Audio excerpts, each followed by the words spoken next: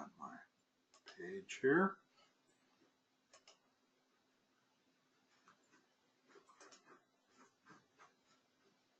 Oh, hold on.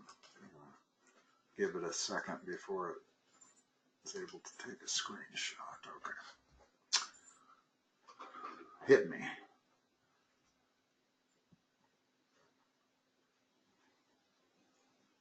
Brandon, you still there?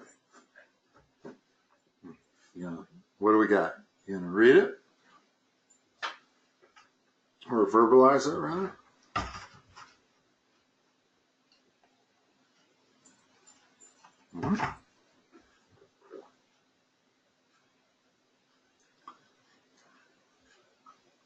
Okay, what's the number?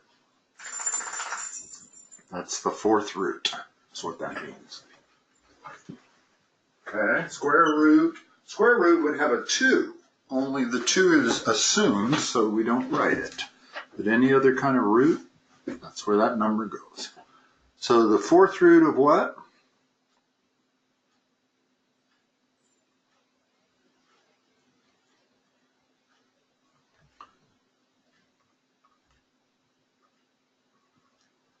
Okay, what do you think our first step would be?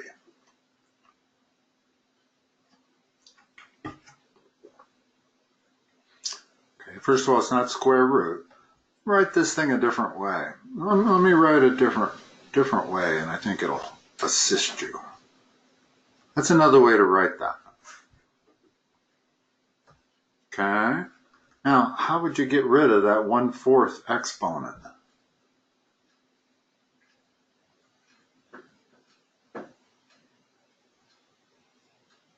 Well, double exponentiate. To what power?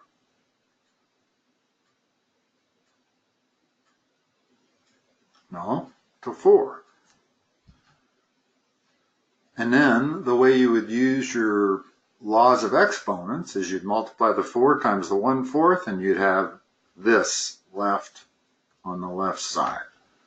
Now we got to take that to the 4th power also with parentheses. So what's on the right side?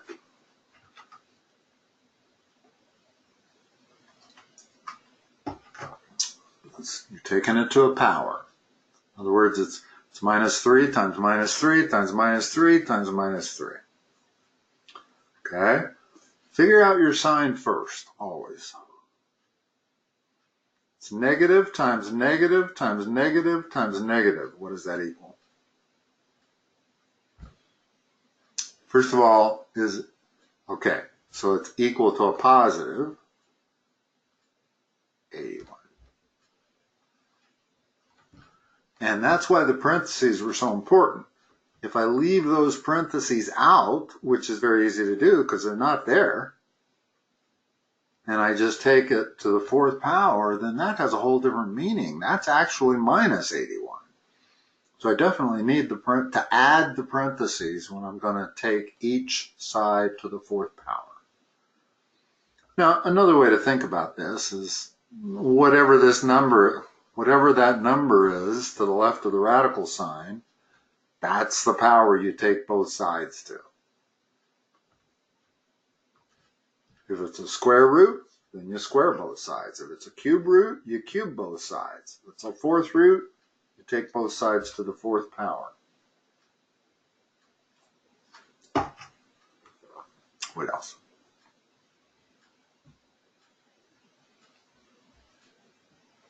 -12 plus x. Okay.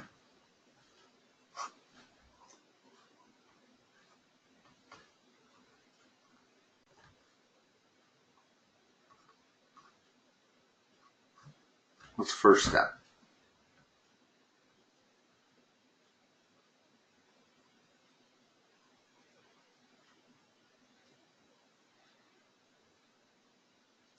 No, I tell you, the thing you always want to do when you're solving equations, the two things that I see students miss is you always want to get rid of parentheses and denominators. The biggest one is the denominators.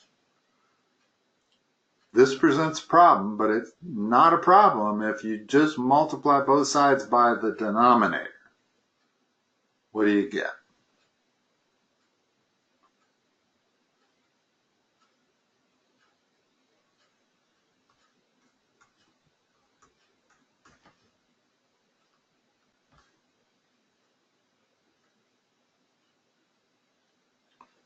No, you're multiplying by the denominator. In other words, I'm taking this whole thing and I'm multiplying by 4 plus 2x, which is going to allow me to cancel that and that. So I got to multiply the right side by 4 plus 2x, not by minus 12 plus x. In other words, I'm multiplying this by 4 plus 2x. So what's that equal to? 28 plus 14x. Now what?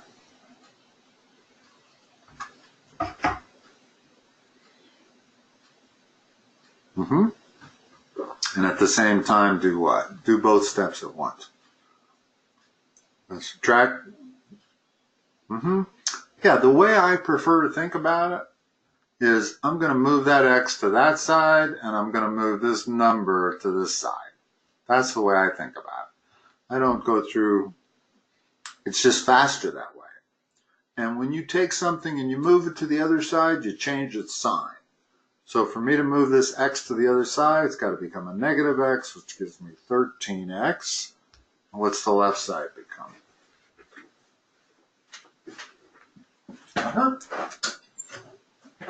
Negative 40, correct.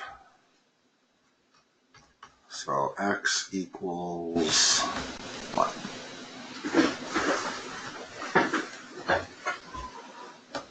Give it to me as a fraction, not as a decimal.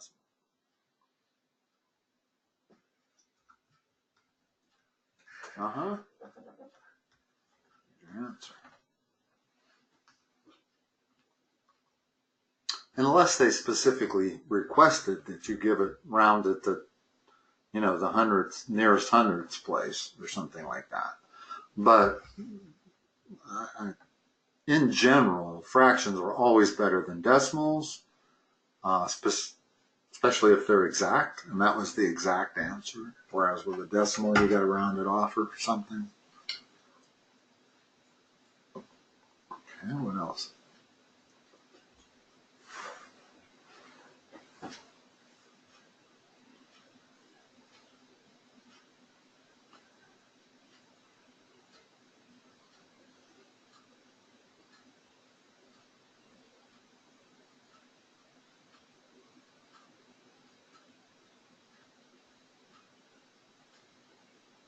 Okay.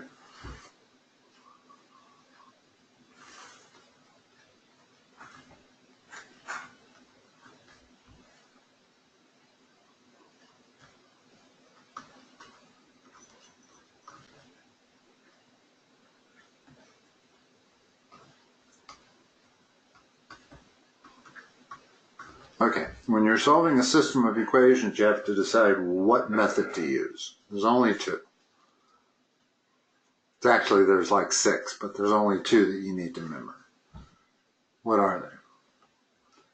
One is substitution, and the other is elimination. Okay? Probably the only time you should use elimination is when both equations are in standard format. Where in standard format is this, ax plus by equals c. In other words, if you get your equations and neither equation is in that. The second one is closer. I could just switch the x and the y and it would be in standard format, but the first one isn't. So whenever it's not in standard format, I usually just automatically use substitution. You could move this 5y over to the left, switch those two, and it would be in standard format. But let's just use substitution. Okay? Now, when you're going to substitute, what you really want to do is solve one of the equations for one variable. It doesn't matter whether it's x or y. And then plug that in to the second equation. So which one would you solve? Got to do some arithmetic either way. You either want to solve one of them for x or you want to solve it for y. And then once you do that first step, you're home free. Which should I solve for? Which one? Number 1 or number 2? I think so. And I'll tell you why after we do it. So tell me how to solve 2.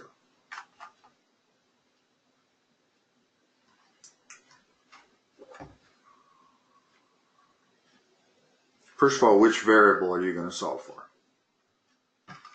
Okay, so what's y equal to?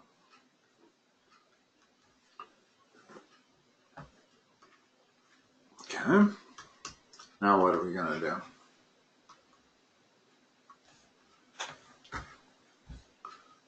Go to which equation now? Okay, and do what?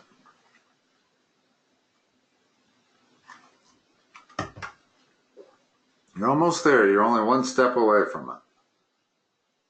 It's called substitution for a reason.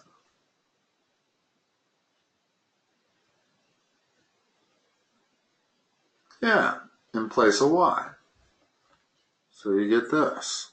3x equals 19 plus 5 times negative 2x plus 4. And again, make sure you use the parentheses, because that's what y is. It's that whole thing. Without the parentheses, it's going to change the answer. Okay, now what?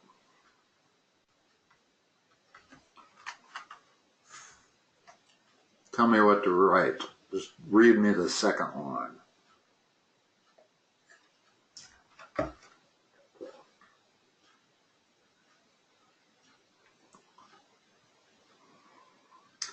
No, you tried to do it too fast. You tried to do 2 steps in one. Let's just do 1 step at a time.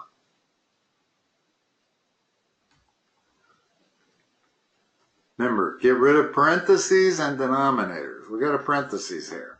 Get rid of it.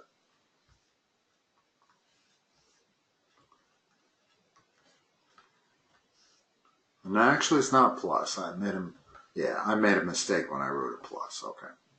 Negative what? Yes. Now combine.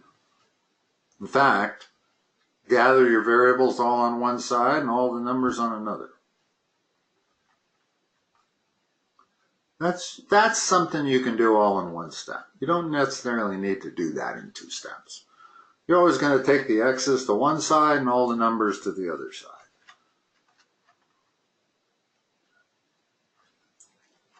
Which side should I put the x's on? Left or right? Okay, how many of them do I have? Okay, equals.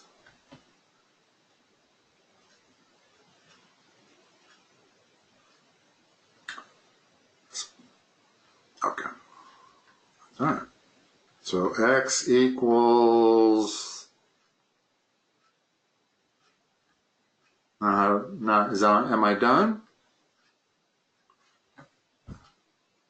Okay, what's the best equation to use to find y?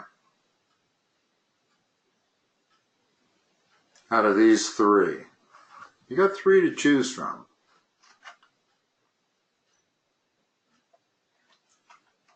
Yeah, absolutely. Because we know what x is. So y, there's no math to be done other than substituting 3 for right there. So I got minus 6 plus 4, y is equal to minus 2. And you're done. And if your life depended on it, you'd probably want to plug these in to see, is that true? Well, let's see. Minus 2 plus 6, that's 4. And you plug it in up here, and you get 9 equals 19 minus 10, which is also true. So those solutions are definitely correct for y and x. Remember these titles, substitution and elimination, because that shows you how to proceed. Elimination, you got to eliminate a variable. Substitution, you need to substitute something. Okay.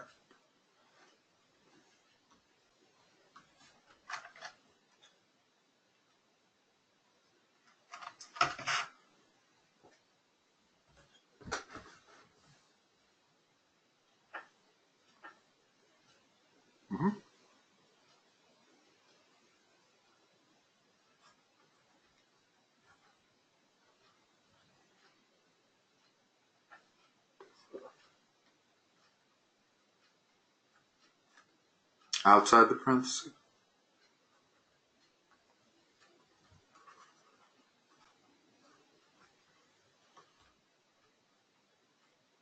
You sure?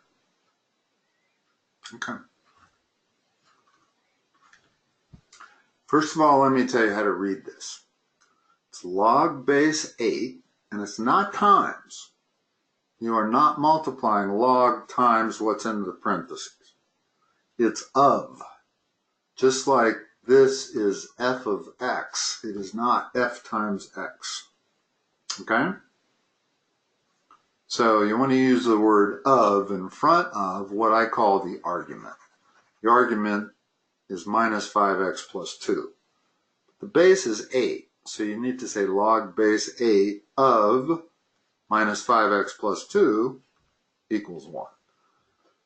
Now, the secret to solving log formulas is to convert it to exponential. Almost always. Not 100% of the time, but 98% of the time. So convert this to an exponential and it becomes an easy algebra problem. Every log expression can be converted to exponential, and every exponential expression has its equivalent log expression. So that's the number one thing you need to be able to do when you're dealing with logs, is to be able to go back and forth between log expression and exponential expression.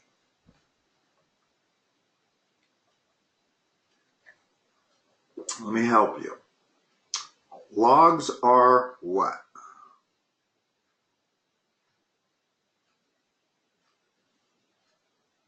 Logs are exponents.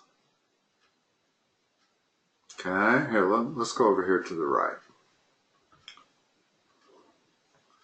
If I say y equals b to the x, and I want to write that, that's an exponential expression, and I want to write it as a log expression. One thing I know for sure is that the log is equal to what? Logs are what? No, logs are what? I just told you. Logs, and that's the way you're going to memorize this. Logs are what? Exponents. So what goes on the other side of that equal sign? Okay, where's the b go?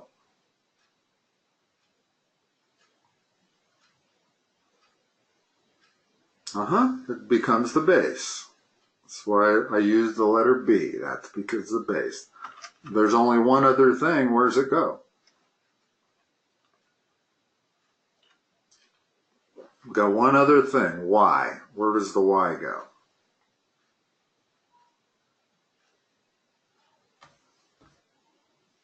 Nope.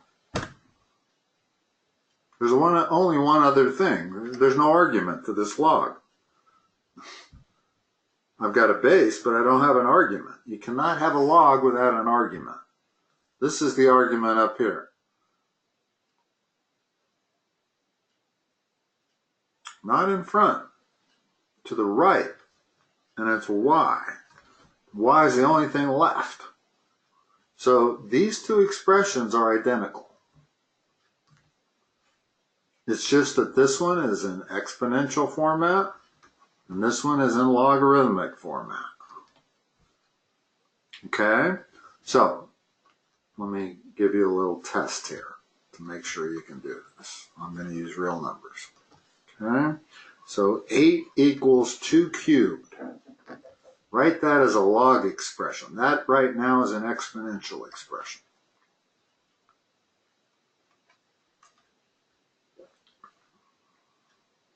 So start with log.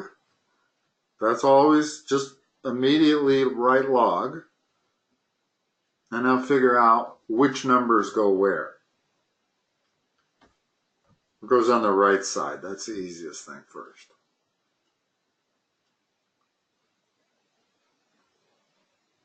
Logs are what? So what goes on the right? Okay. That's why that's an important rule to remember, because that always tells you how to get started. Where's the 8 and the 2 go?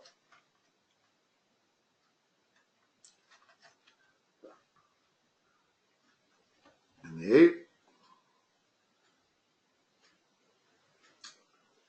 The argument. Just call it the argument. I'm not even sure that's the correct terminology, to be honest with you, but I had to come up with something to talk about it. So it's the argument. Now, notice that if I start with the log expression, the way I get back to the exponential expression is by taking this number on the far left, the base, taking it to that exponent and equaling it to that. So I end up with 2 cubed equals 8. So that's the way to go back and forth. Okay? The number on the far left raised to the number on the far right equals the argument. So let's look at your problem here. Convert that to exponential.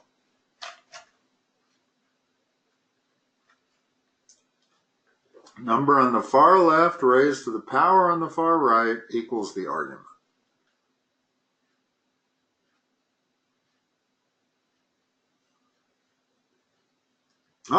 No, we're converting it to exponential. So 8.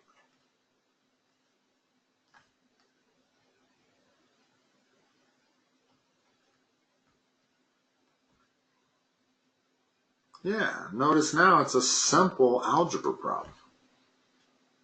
8 to the 1, we know what that is, 8. It's no longer a logarithmic problem or an exponential problem. It's an algebra problem. Go ahead and solve that.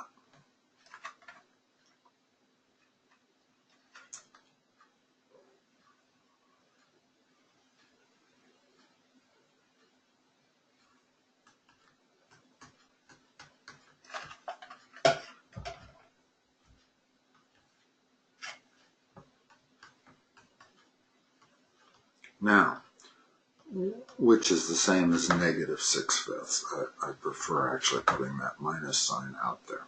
Okay? Now, there's one thing about logs you have to be careful about. And that is that this is never 0 or negative, the argument. You cannot take the logs of negative numbers, and you can't take even the log of 0. It's worse than radical, the square root. You can take the square root of 0. You can't take the square root of negative numbers, but you can take the square root of 0. Well, logs, you can't even take the log of 0. So we have to be careful that this does not produce a negative argument.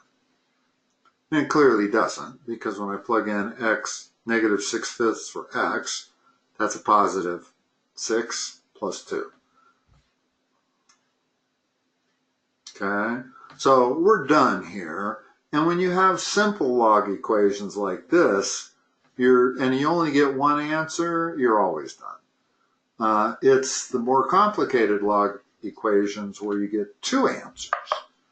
And frequently, one of those answers violates a domain and you throw it out. Okay?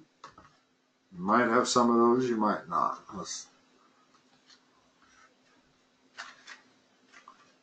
I want to get into those if you don't have them. You may not be at that level of logs yet where you would have two answers.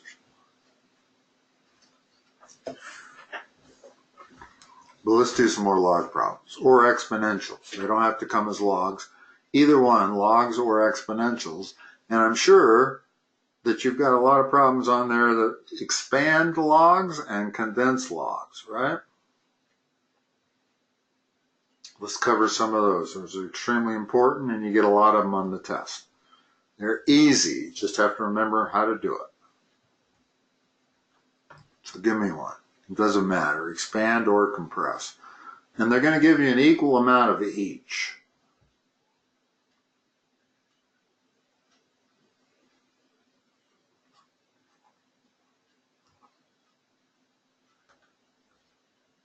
Hold on, there's no argument there. I need an argument. Of what?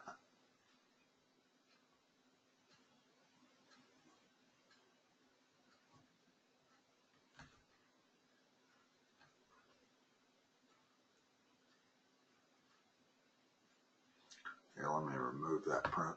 Just a second. Let me remove that parentheses because I don't need it at the moment. In other words, that has the same meaning as without the parentheses. Over what?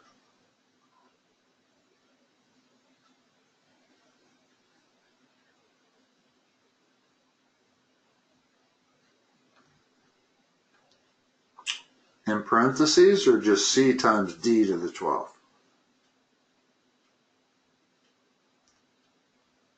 Okay. Now, I don't really need parentheses at all, but I add them for clarification. That entire argument is in the parentheses. Okay? Now, there's 3 rules you have to use when you're expanding logs. And you got to know all 3 of them. There's just no way around it. You got to memorize them. So I'm going to give them to you right here. What's the log of A times B equal to if I'm expanding that?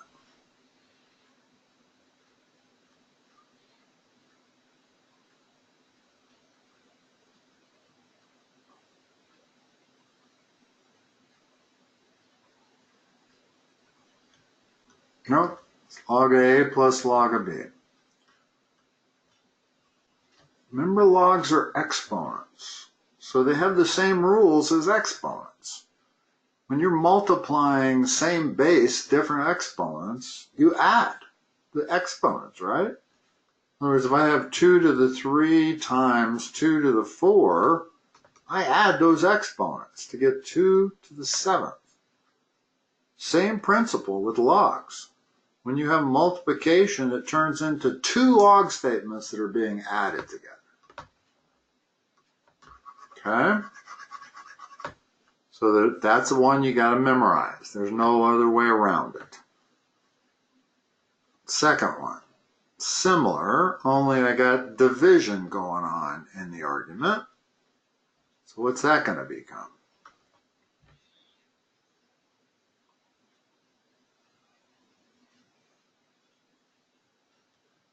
You got it. You're always going to be doing 1 step less than what's going on in the argument. In other words, I got division going on in the argument. 1 step less than division is subtraction. In the first one, I got multiplication going on in the argument. 1 step less than multiplication is addition. And the third rule is the log of A to the B power. What's that? This is the hardest one. The first 2 are easy. This one's not obvious, but I'm going to multiply. Okay, I've got exponentiation going on, and when you have exponentiation with exponents, you multiply. Only the B goes in front, and this is where you kept trying to put those things, was in front. So this is when you can put it in front, is when the argument is to an exponent. You can always bring that B down and put it right there. Okay? no matter what it is. Even if b is 2x squared plus 3, it goes right down in front. Okay? So let's deal with this problem we have. Now, the first step I want you to do is using this principle. What's being multiplied in the argument?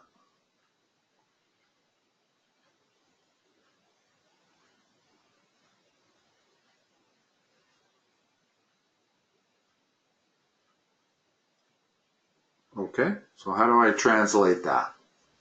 Using rule number 1. I'll get you started.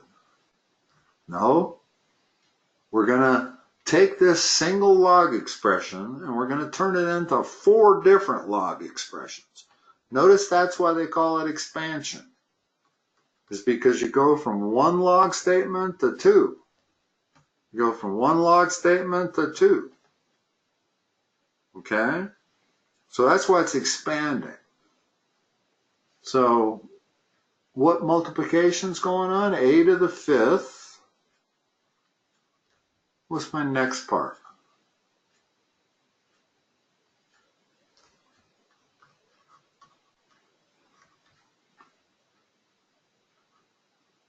Good. What's being divided?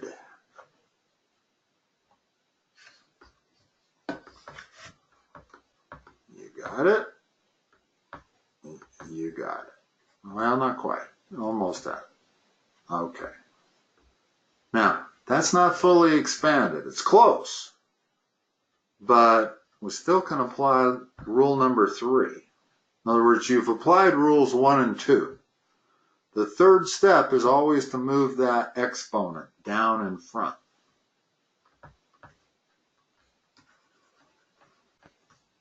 So, what is it?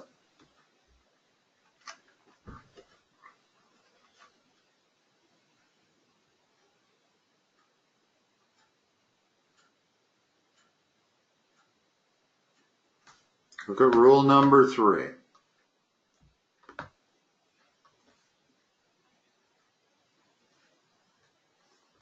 Okay.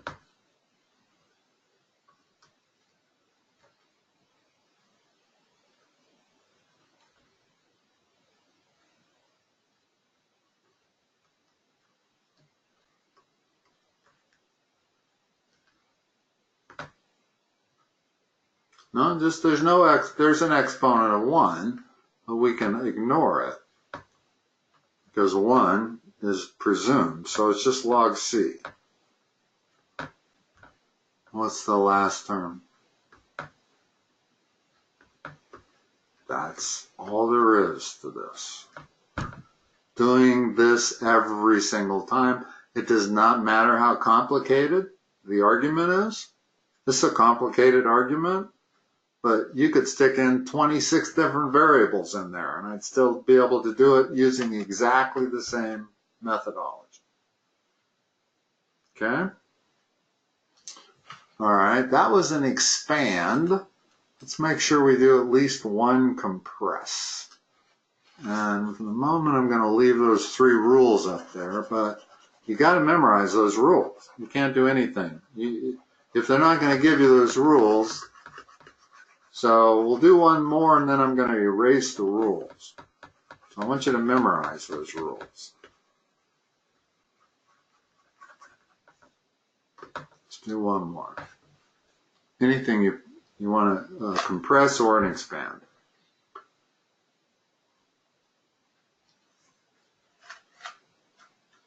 Okay?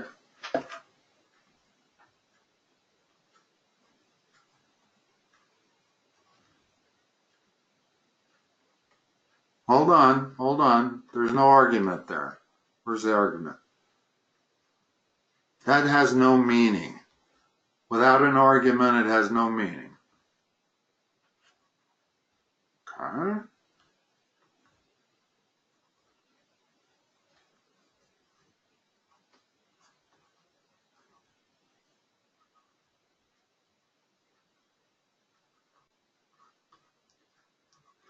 Okay, now here you want to go in the exact opposite process. So what's the first thing you want to do? Exactly opposite. In other words, they want you to be able to go this way, and they want you to be able to go that way, equally. So what we're looking at here is the right side of these equations.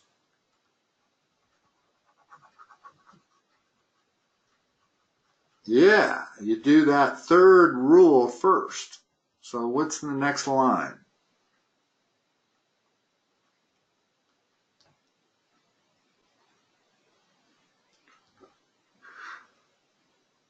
Pronounce it right. Verbalize it right. It's not log R4. Log R4 is that.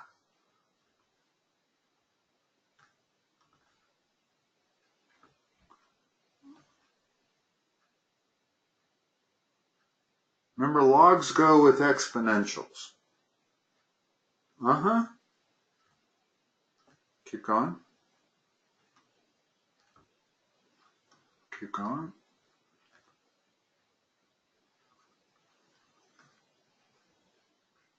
Actually, it's not the negative third. I already used the negative sign there. So the only thing you're moving up is that right there. Okay? Now, that's still 3 log expressions. Let's convert it into 1 log expression.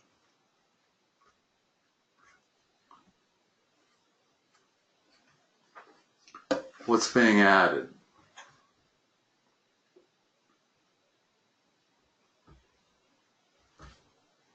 Not R to the 4th.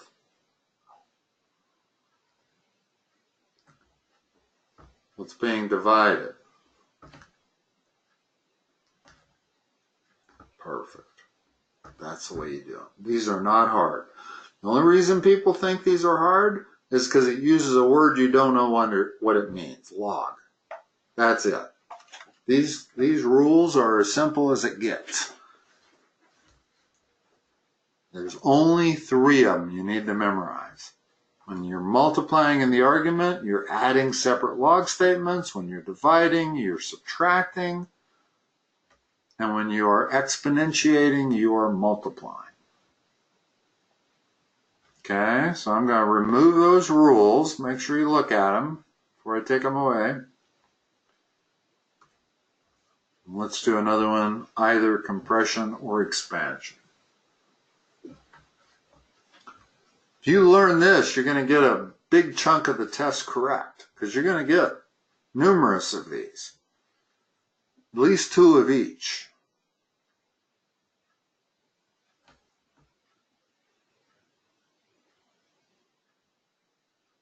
Either one. You choose whichever one you don't know, you're not sure you know how to do.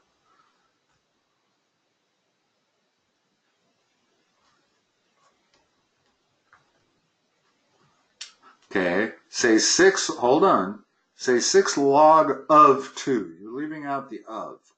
The of tells me the argument's coming next. Okay, go ahead.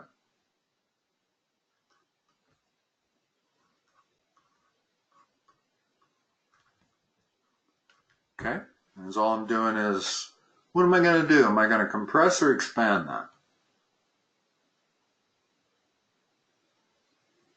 Yeah, compress means you take it down to a single log statement. That's why it's compressed. There's 2 log statements now. So, when you're compressing, which step do you do first?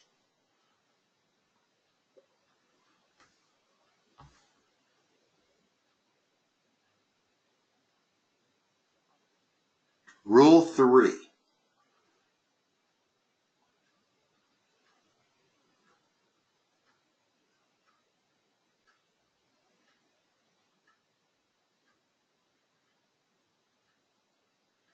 Come on.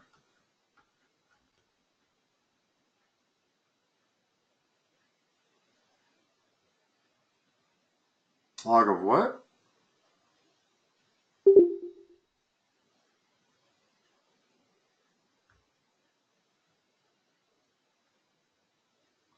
Yeah, I heard a tone. It must have cut out.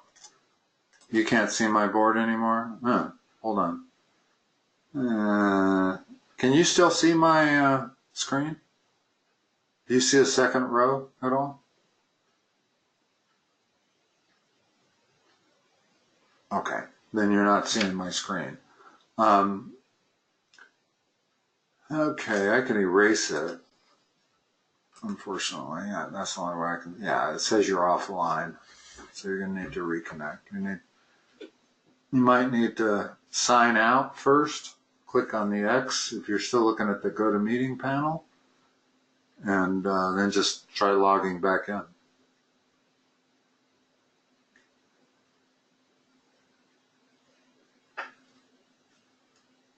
Yeah, 515-050-989.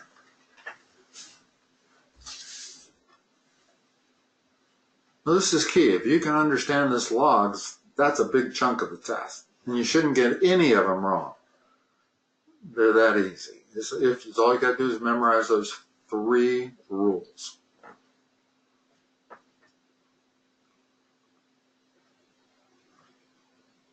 Yeah, I know. It usually does. I'm never quite sure what happened. You still have internet access, or did you lose your internet access possibly?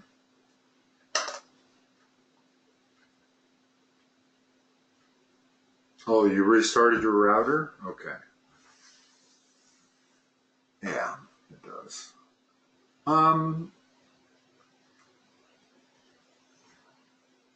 So tell me what the log of A times B is equal to. Log of A times, no, I'll make it different. Tell me what the log of 3 times 2 is equal to.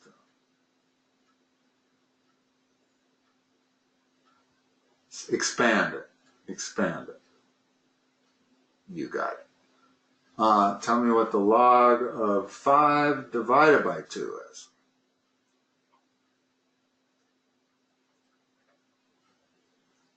Okay, and then tell me what the log of 3 cubed is. Now make it 3 to the 4th power. The log of 3 to the 4th power.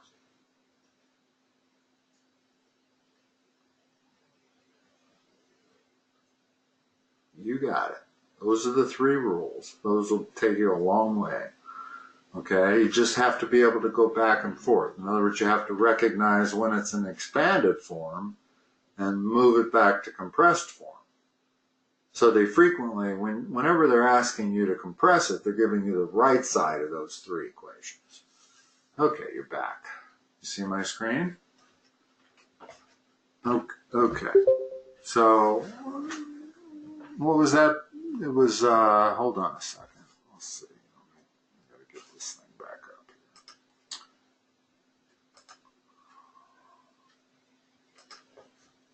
So what was it? 6 log of 2 plus 1/2 log of 9?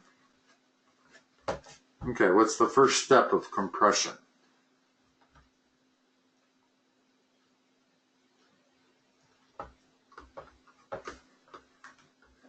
Okay. What's the first step of compression?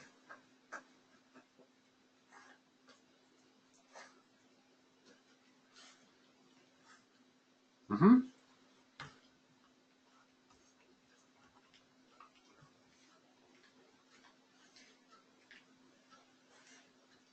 Uh-huh.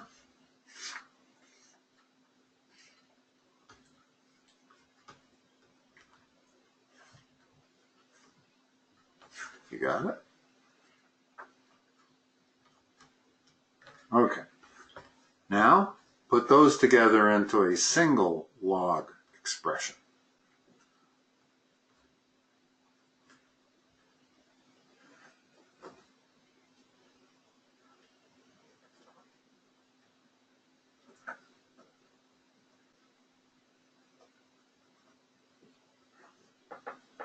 Hold on, hold on. We're going from addition and subtraction to what? Multiplication and division, right? You can't just say 9. You have to tell me, am I multiplying? Am I adding? Am I subtracting? Am I dividing? What am I doing? It's times, yeah. In other words, when you go the other way, you go from addition to multiplication.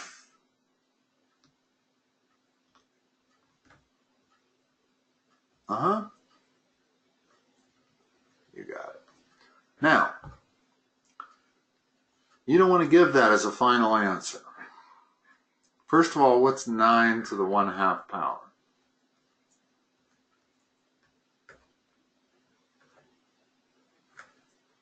You got it. 2 to the 6th, you may not know what that is, but that's 64. In other words, when you can convert a number to a whole number like this, you should, because you'll see what happens. So what's my final answer?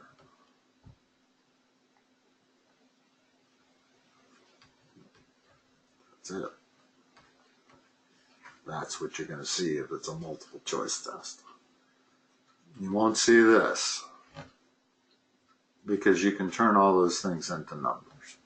And you should when they turn into whole numbers for sure. If they turn into like 10 to the 1/2, you'd leave it as 10 to the 1/2. Because I don't want to put any decimal number down there that's an approximation. The square root of 10 is square root of 10. All right, let's do at least one more expansion, where you start with a single log expression and turn it into multiple ones.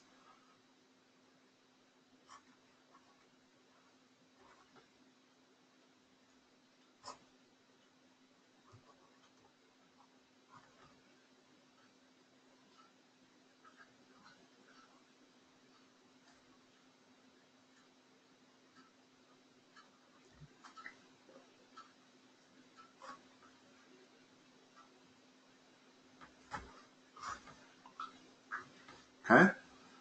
First step.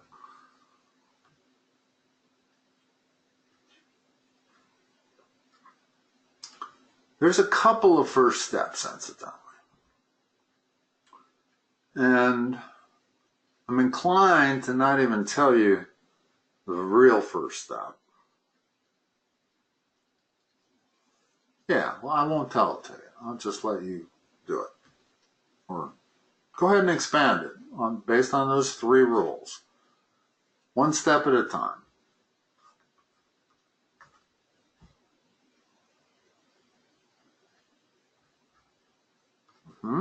Yep.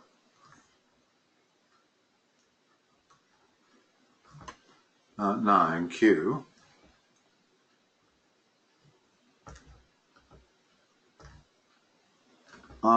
Because the R is dividing. When you're dividing, it becomes a minus. Okay, now keep expanding.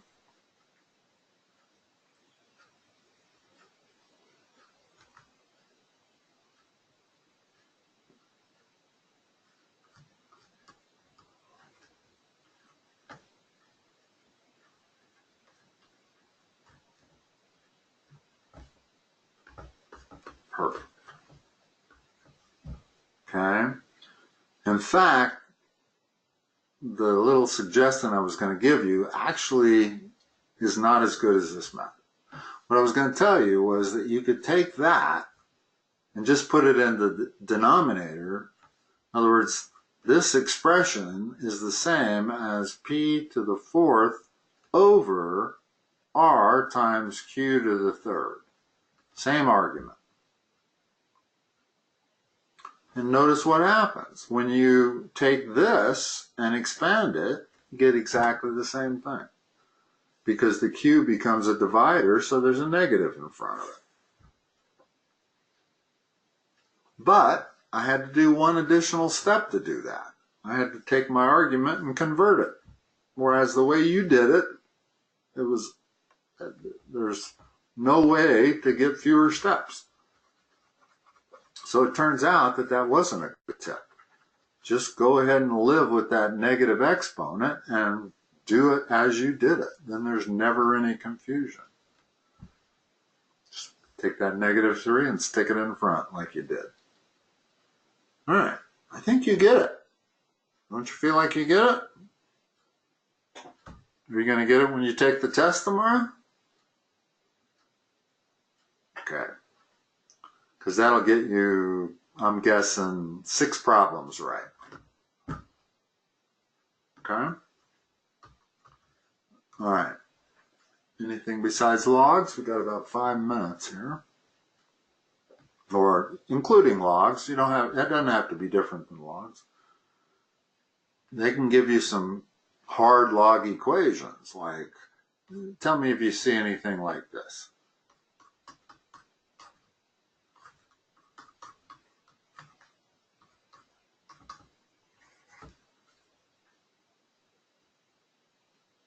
Okay, let's not cover it. That's the kind of log equation that gives you 2 answers, and one of them you're going to have to throw out because it produces a negative number in the original one, in one of the original arguments. But let's not deal with it if you're not going to have to do it on the test.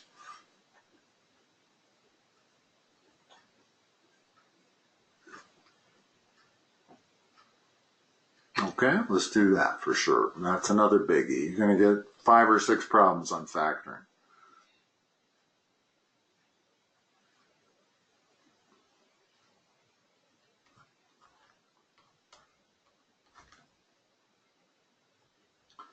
Okay, now tell me if it's just y to the 3rd power, or is it that whole thing to the 3rd power?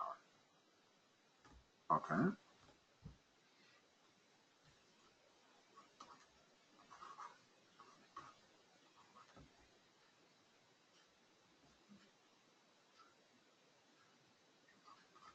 Like that? Hold on. So that x squared is multiplying y to the 7th power. Okay. Here, let me write it closer. I thought it was going to be added or subtracted. Okay?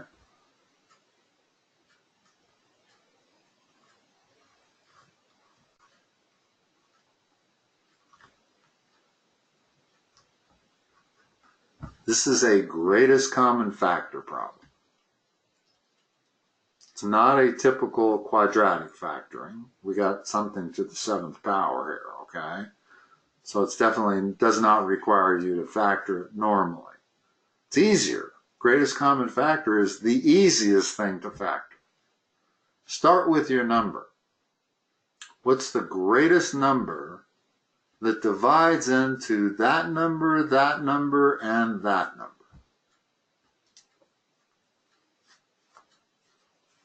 Look again. Okay, so that's your greatest common factor for numbers. Now how about variables? Now check the x variables. What's the greatest common factor of that?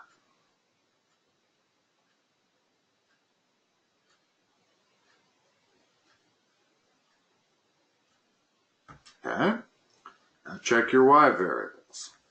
What's the greatest common factor of those? Nope. Greatest common factor. Not just a factor, but a greatest common factor.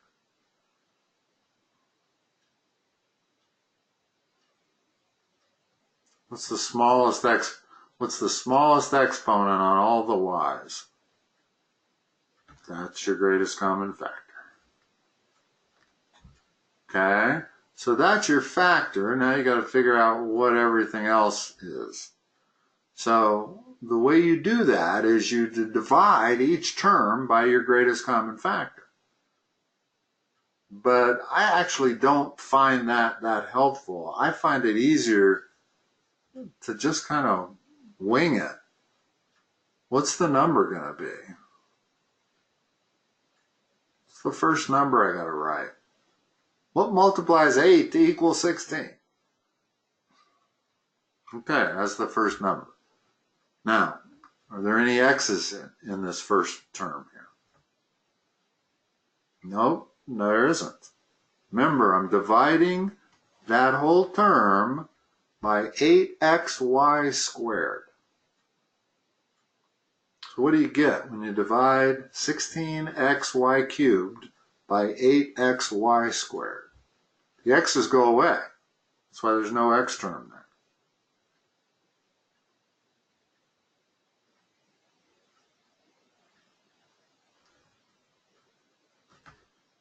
Second term. Now, hold on. The best thing to do in math is when you're doing this, always check immediately. Don't wait until you have a whole answer there. Immediately multiply that times that and make sure you get what I have circled. If you check it right now and it's correct, you don't have to worry about it anymore. If you wait till the end of the problem and it's not correct, then you don't know where you made your mistake and you got to go all the way back to the beginning. But always check as you go, if you can. Is that equal to what we started with? Yeah, it's 16x times y cubed. Okay, now let's figure out the second term.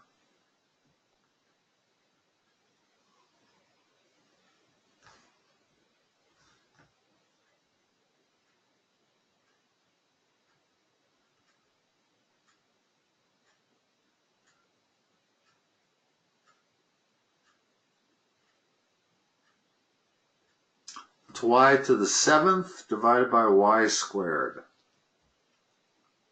That's what you're doing. Remember, you're dividing that whole term by 8xy squared. So what's the y term end up being? The 8's cancel. You got the x term right. X squared divided by x is x. What's y to the 7th divided by y squared?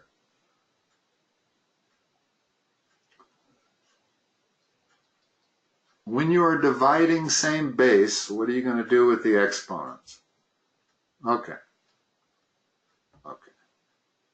Now the very last term, we know it's a minus, because that's a minus. 8 into 48 is what?